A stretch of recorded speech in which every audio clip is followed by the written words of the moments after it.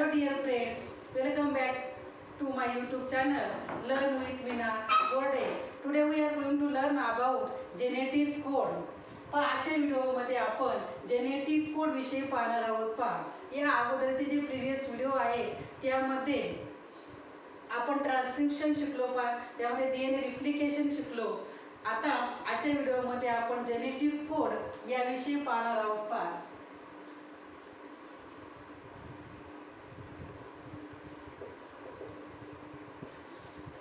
तर genetic code म्हणजे काय, त्याची जी बेसिक इन्फॉर्मेशन आहे त्याच्या आजच्या व्हिडिओमध्ये आपण ती इन्फॉर्मेशन पाहणार आहोत. आणि यावरती हा जो टॉपिक आहे जेनेटिक कोड, यावरती कॅरेक्टरिस्टिक्स ऑफ जेनेटिक कोड यावरती बोर्ड एक्झामला क्वेश्चन विचारतात. कॅरेक्टरिस्टिक्स ऑफ जेनेटिक कोड, जे कॅरेक्टरिस्टिक्स आहे जेनेटिक कोडचे ते आपण आता नेक्स्ट व्हिडिओमध्ये आपण पाहणार आहोत. याविषयी जेनेटिक कोड म्हणजे काय त्याविषयीची जी इन्फॉर्मेशन आहे ती आपण आजच्या व्हिडिओमध्ये पाहणार आहोत. आणि कॅरेक्टरिस्टिक्स आपण ती नेक्स्ट व्हिडिओमध्ये पाहणार आहोत. आता जेनेटिक कोड याविषयी त्यांनी काय सांगितले. Genetic code, it is already known that DNA is a master molecule of a cell. It is already known that DNA is a master molecule of a cell. आता तुम्हाला माहिती आहे हा जो सेलमध्ये जो DNA मॉलिक्यूल आहे त्या DNA मॉलिक्यूलला काय म्हणतात, मास्टर मॉलिक्यूल असं म्हणतात. का बरं? That initiate, guide, regulate and control the process of protein synthesis. Initiate म्हणजे काय, बिगिनिंग म्हणजे काय करणे, प्रोसेसला काय करणे, सुरुवात करणे. नंतर गाईड म्हणजे कोणता प्रोटीन मॉलिक्यूल बनवायचा आहे आणि कोणता प्रोटीन मॉलिक्यूल बनवायचा आहे, किती प्रोटीन मॉलिक्यूल बनवायचे आहे हे सुद्धा ठरवलं जातं. And regulate and control the process of protein synthesis, हे सगळं ठरवण्याचं जे आहे ते कोण करतं, हा DNA मॉलिक्यूल करतो. कारण या DNA जवळ काय असते, त्याची इन्फॉर्मेशन स्टोअर करून ठेवलेली असते. आणि म्हणून कोणता मॉलिक्यूल या DNA पासून आपण शिकलो ट्रान्सक्रिप्शनमध्ये, DNA पासून काय तयार होतो, mRNA तयार होतो. आणि mRNA पासून काय तयार होतात, प्रोटीन मॉलिक्यूल तयार होतात. म्हणून हे DNA मॉलिक्यूलला काय म्हणतात, protein master molecule of a cell असं म्हणतात. नंतर next, to perform this complicated function it must carry the requisite information for the synthesis of the protein. Requisite म्हणजे काय, रिक्वायर्ड इन्फॉर्मेशन. हे जे DNA मॉलिक्यूल आहे हे कॉम्प्लिकेटेड फंक्शन काय करते, परफॉर्म करते. कारण it must be carry the requisite information for the synthesis of protein. हे प्रोटीन मॉलिक्यूल तयार होण्यासाठी जी इन्फॉर्मेशन आहे ती इन्फॉर्मेशन त्याच्यामध्ये काय केली जाते, स्टोअर करून ठेवलेली जाते. आणि म्हणून हे जे DNA मॉलिक्यूल आहे हे काय करते, कॉम्प्लिकेटेड फंक्शन परफॉर्म करतं. कारण basic required information for the synthesis of the protein, त्या DNAच्या स्ट्रँडमध्ये जी इन्फॉर्मेशन आहे ती कोणता प्रोटीन मॉलिक्यूल बनवायचा आहे त्याची काय केली जाते, कॉपी केली जाते. And this information has to be verily located in the DNA itself. This information has to be verily म्हणजे काय, completely located in the DNA itself. म्हणजे प्रत्येक जागेवरती इन्फॉर्मेशन असते, काय असते, तिचं लोकेशन असतं. इथे स्वतः this information has to be verily located in the DNA itself. म्हणजे प्रत्येक जागेवरती इन्फॉर्मेशन अशी स्टोअर केलेली असते. म्हणजे हा DNA जो मॉलिक्यूल आहे हा डबल स्टँडर्ड मॉलिक्यूल आहे आणि त्याच्या प्रत्येक जागेवरती ही इन्फॉर्मेशन असते. The site for storing this information lies in the sequence of the nucleotide. आता ही जी इन्फॉर्मेशन स्टोअर केली जाते ती कशाच्या, in the sequence of the nucleotide, that is a nitrogen bases, as evidenced by Yanofsky and Sarabhai 1964. 1964 मध्ये हे जे दोन scientist होते त्यांनी याविषयी एव्हिडन्स मांडला. त्यांनी काय सांगितले, जी इन्फॉर्मेशन असते ती स्टोअर केलेली असते. आणि ती कशाच्या स्वरूपात असते, that is a sequence of the nucleotide, that is a nitrogen bases. आपल्याला माहिती आहे नायट्रोजन बेसेस किती आहे, एकूण 4 टाईपचे नायट्रोजन बेस आहेत. ॲडेनाईन, ग्वानिन, सायटोसिन आणि थायमिन हे DNA मध्ये असतात. आणि RNA मध्ये काय, DNA ऐवजी काय आहे, युरेसिल आहे. हा डिफरन्स आहे. RNA मध्ये थायमिन आहे आणि DNA मध्ये थायमिन आहे आणि RNA मध्ये थायमिन इज रिप्लेस्ड बाय युरेसिल आहे थायमिन ऐवजी. आणि मग ही जी इन्फॉर्मेशन असते पहा स्टोअर केलेली that is lies in the sequence of the nucleotide that is a nitrogen bases. मग ही जी नायट्रोजन बेस असतात ते नायट्रोजन बेस काय करतात, कोणता म्हणजे स्पेसिफिक ॲमिनो ॲसिड शोधायला काय करतात ते मदत करतात पहिले नायट्रोजन बेसेस. कोणता स्पेसिफिक जो ॲमिनो ॲसिड आहे, कारण हे ॲमिनो ॲसिड कुठं असतात, सायटोप्लाझममध्ये असतात. कारण न्यूक्लियसमध्ये काय होते, ट्रान्सक्रिप्शनची प्रोसेस होते. ट्रान्सक्रिप्शनमध्ये काय होतो, DNA मॉलिक्यूलपासून काय तयार होतो, mRNA तयार होतो. आणि मग त्यामध्ये जे यासाठी न्यूक्लियोटाईड असतात लागतात आणि हे न्यूक्लियोटाईड कुठं असतात, न्यूक्लियोप्लाझममध्ये असतात. आणि म्हणून ट्रान्सक्रिप्शन हे कुठं होतं, न्यूक्लियसमध्ये होतं. आणि मग ट्रान्सलेशनची प्रोसेस आहे ही सायटोप्लाझममध्ये होते. कारण यामध्ये काय असतं, ॲमिनो ॲसिड असतात पहा. आणि हे जे नायट्रोजन बेस असतात हे नायट्रोजन बेसेस या ॲमिनो ॲसिडला शोधण्यासाठी हे मदत करतात पहा. असा हा एव्हिडन्स यांनी सांगितला पहा 1964 मध्ये. आता पण नेक्स्ट आहे, about 20 different type of amino acid are evolved in the process of the synthesis of the protein. About 20 different types of amino acid are involved in the process of the synthesis of the protein. आतापर्यंत जवळजवळ 20 type of amino acid that is हे natural type आहे पहा amino ॲसिडचे. जवळजवळ 23-24 टाईपचे amino acid आहे. परंतु हे जे नॅचरल आहे ते किती आहे, 20 आहे. आणि हे 20 different type of amino acid आहे. या प्रोसेसमध्ये process of the synthesis of प्रोटीनचं सिंथेसिस करण्यासाठी त्यामध्ये 20 टाईप ऑफ ॲमिनो ॲसिड वापरले जातात पहा. मग DNA molecule has 4 type amino bases, nitrogen bases to identify this 20 different type of amino acid. DNA molecule has 4 type of nitrogen bases. या DNA molecule मध्ये किती नायट्रोजन बेसेस आहे, 4 टाईपचे nitrogen base आहे पण तुम्हाला माहित आहे. त्यामध्ये 4 टाईपचे ॲडेनाईन, नंतर ग्वानिन, नंतर सायटोसिन आणि थायमिन. अशा प्रकारे DNA molecule मध्ये 4 टाईपचे नायट्रोजन बेसेस असतात पहा. आणि मग to identify this 20 different type of amino acid हे 4 टाईपचे नायट्रोजन बेस आहे. आणि या 4 टाईपच्या नायट्रोजन बेसपासून 20 टाईप ऑफ ॲमिनो ॲसिड तयार होतात पहा. आता हे कसे तयार होतात, 4च आहेत त्यापासून 20 डिफरंट टाईप ॲमिनो ॲसिड कसे तयार होतात. तर question arises then how it possible that 20 type of amino acid are encoded by 4 type of nitrogen bases. 4 टाईपचे नायट्रोजन बेस आहे आणि या 4 टाईप ऑफ नायट्रोजन बेसेस पासून 20 डिफरंट टाईपचे ॲमिनो ॲसिड कसे तयार होतात, हा आपल्याला एक प्रश्न निर्माण झाला असेल. आता या प्रश्नाचं जे उत्तर आहे ते आता आपण पुढे पाहणार आहोत पहा. According to FSC3, this information is stored in the form of coded language that is called as a cryptogram असं म्हणतात पहा. आता ही जी इन्फॉर्मेशन असते ती कोडेड लँग्वेजमध्ये स्टोअर केली असते पहा. कोणती इन्फॉर्मेशन, ॲमिनो ॲसिडची, कोणता ॲमिनो म्हणजे ॲमिनो ॲसिडची जी इन्फॉर्मेशन आहे ती कोडेड लँग्वेजमध्ये स्टोअर केली जाते. त्याला काय म्हणतात, क्रिप्टोग्राम्स असं म्हणतात पहा. आणि that is called as genetic code. त्याला काय म्हणतात, जेनेटिक कोड असं म्हणतात पहा. आणि that contain code word that is a codon आणि each one specific amino acid. Genetic code म्हणजे काय, त्यामध्ये जेनेटिक कोडमध्ये आपण पाहिलं जी इन्फॉर्मेशन असते ती स्टोअर केली जाते in the form of coded लँग्वेजमध्ये. कोडेड लँग्वेजच्या फॉर्ममध्ये जी इन्फॉर्मेशन आहे ती स्टोअर करून ठेवली जाते. त्याला काय म्हणायचं, जेनेटिक कोड असं म्हणतात पहा. आणि जेनेटिक कोड पाहिला तर आपण कोडॉन म्हणजे काय, कोडॉन म्हणजे हे जे 4 नायट्रोजन बेस आहे ना, या 4 नायट्रोजन बेसपैकी 3 नायट्रोजनचा पहा त्यामध्ये GCA हे 3 नायट्रोजन मिळून जो ग्रुप बनतो त्याला काय म्हणायचं, कोडॉन असं म्हणतात पहा. That contain code word each one specifying. आणि हे जे कोडॉन आहे ना, कोडॉन कसे तयार होतात, 3 नायट्रोजन बेस मिळून एक कोडॉन तयार होतो. आणि एक कोडॉन काय करतो, एक ॲमिनो ॲसिड तयार करतो पहा.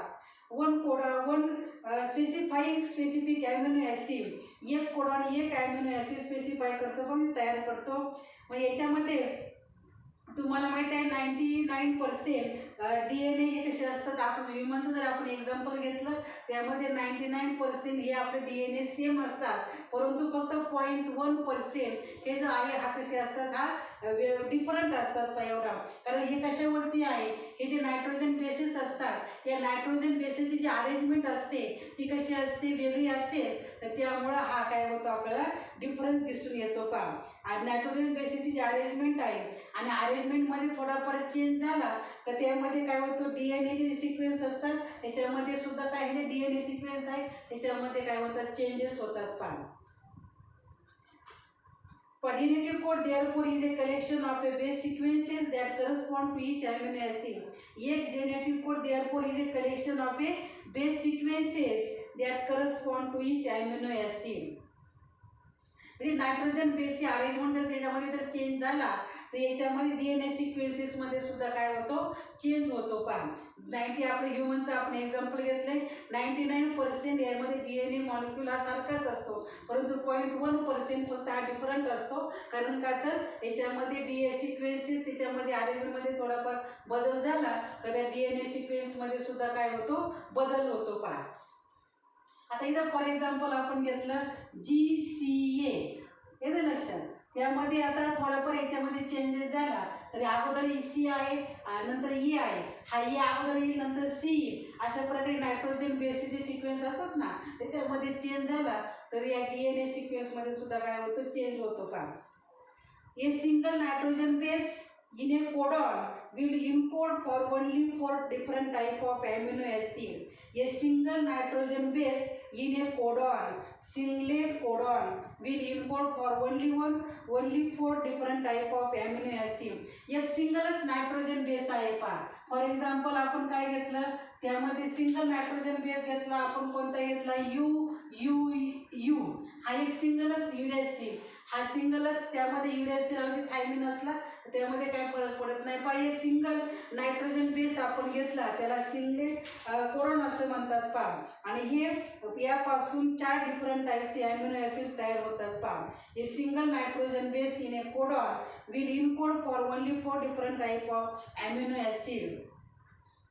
हे कॉम्बिनेशन ऑफ 2 नायट्रोजन बेस, आता 2 नायट्रोजन बेस आले की that is doublet codon will specify only 16 different type of amino acid. हा एकाच टाईपचे नायट्रोजन बेस आले की त्यापासून एकाच टाईपचे नायट्रोजन बेस आले की त्यापासून 4 अॅमिनो ॲसिड तयार होतात.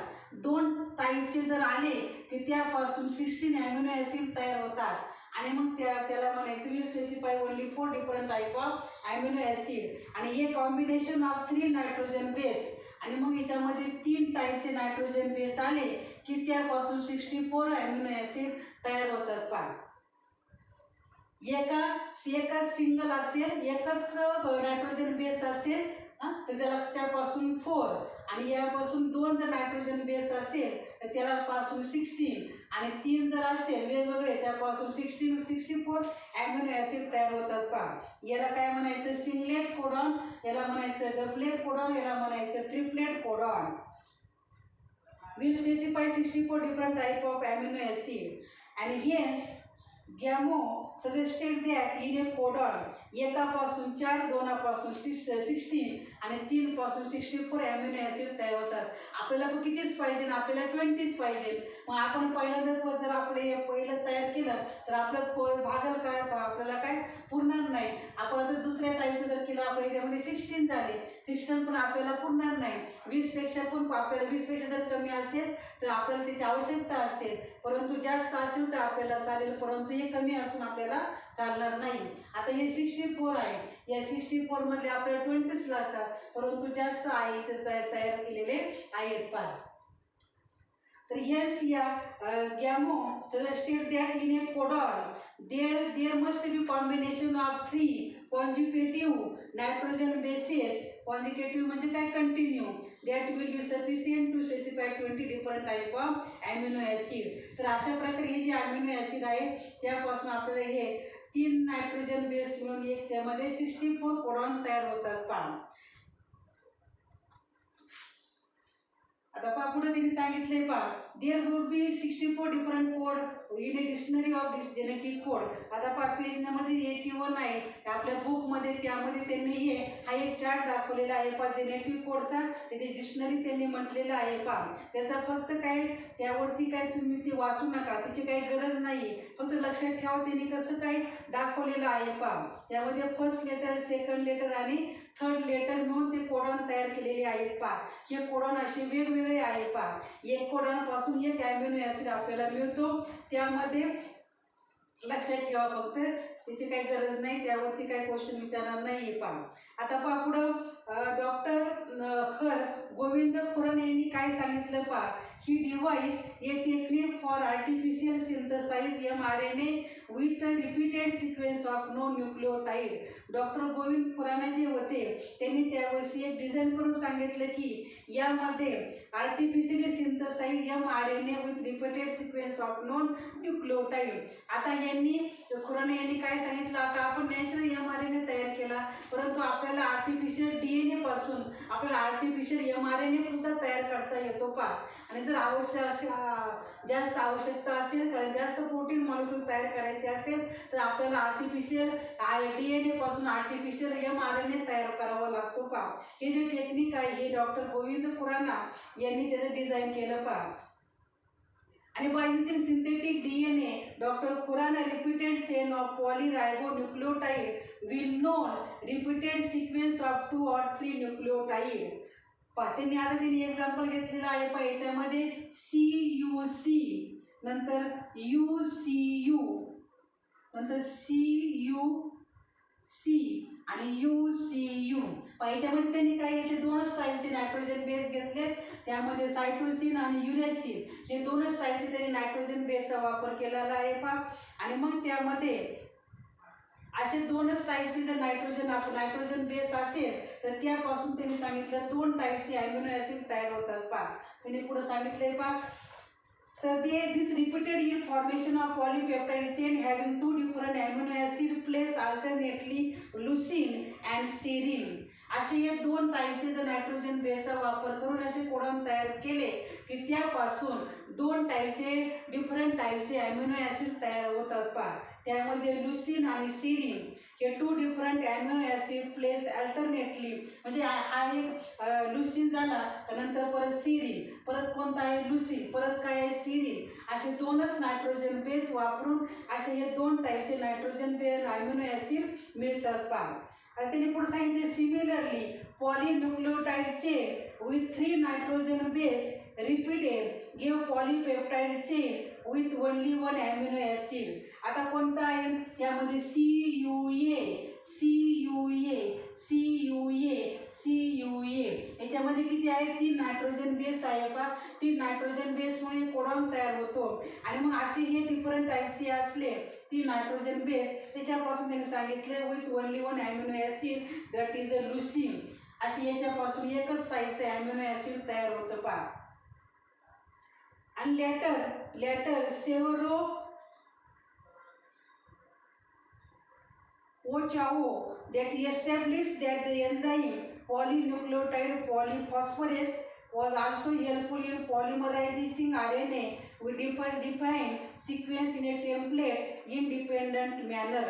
यांनी पण सांगितलं या सायंटिस्टने याच्यामध्ये सुद्धा आपल्याला आर्टिफिशियल DNA तयार करता, DNA पासून RNA आपल्याला तयार करता येते. हे काय लक्षात ठेवू नका, फक्त आर्टिफिशियल DNA पासून आर्टिफिशियल mRNA तयार करता येतो पहा.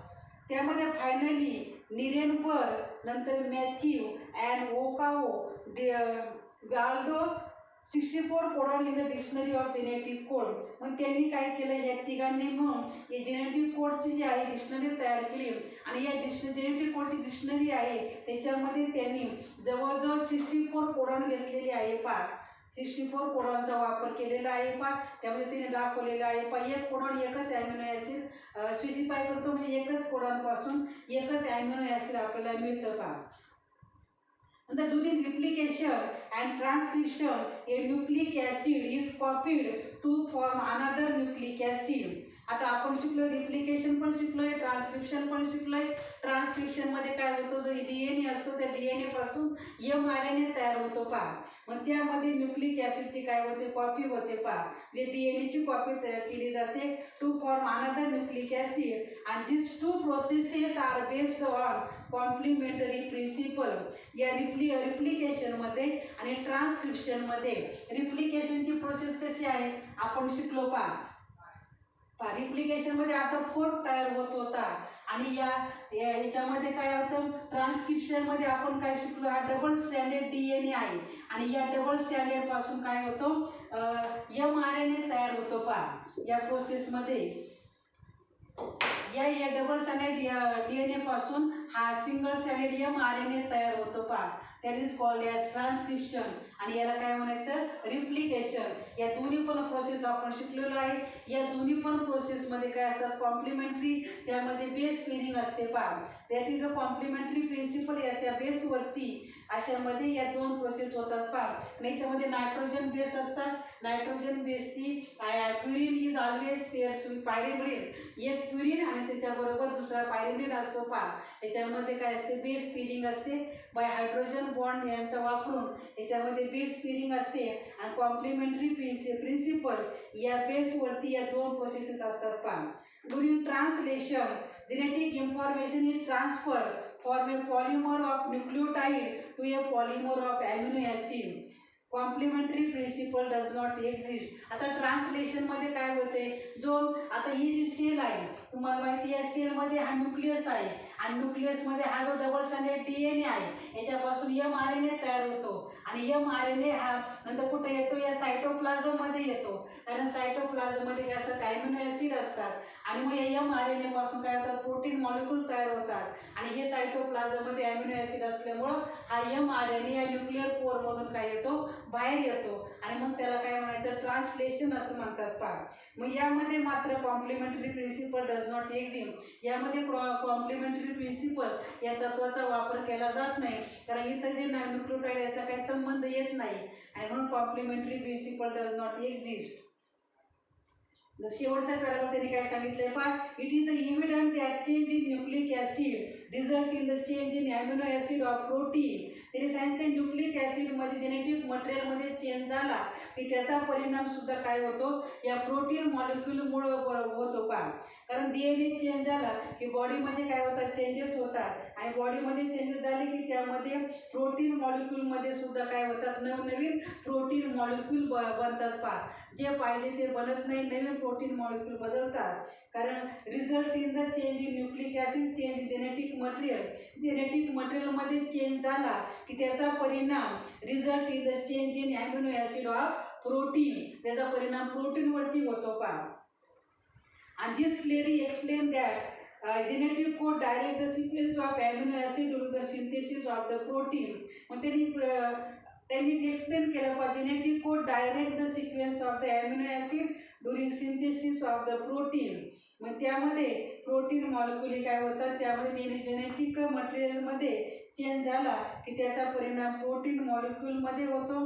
Direct sequence of the amino acid during synthesis of the protein, म्हणजे प्रोटीन मॉलिक्यूल कोणते बनवायचे आहे त्यामध्ये काय होतात, चेंजेस होतात पहा. कारण due to the change in genetic material DNA मध्ये चेंज झाला की त्याचा परिणाम प्रोटीन मॉलिक्यूल वरती सुद्धा होतो पहा. तर अशा प्रकारे जेनेटिक कोडची जी इन्फॉर्मेशन आहे ती याचा आपण आज पाहिली. कारण यावरती काय बोर्ड एकदम जी बेसिक इन्फॉर्मेशन आहे त्याचा आपण स्टडी केला आणि याचा जो पुढचा टॉपिक आहे कॅरेक्टरिस्टिक्स ऑफ जेनेटिक कोड, यावरती एक्झामला क्वेश्चन विचारतात पहा. Characteristics of the genetic code ते जे आपण आहे ते आता उद्याच्या व्हिडिओमध्ये आपण ते पाहणार आहोत पहा, characteristics of the genetic code. तर अशा प्रकारे आजचा आपण जेनेटिक कोड विषयी आपण जी इन्फॉर्मेशन आहे ती आपण पाहिली. तर तुम्हाला हा जर व्हिडिओ आवडला असेल तर व्हिडिओला लाईक करा, चॅनलला सबस्क्राईब करा. थँक्यू.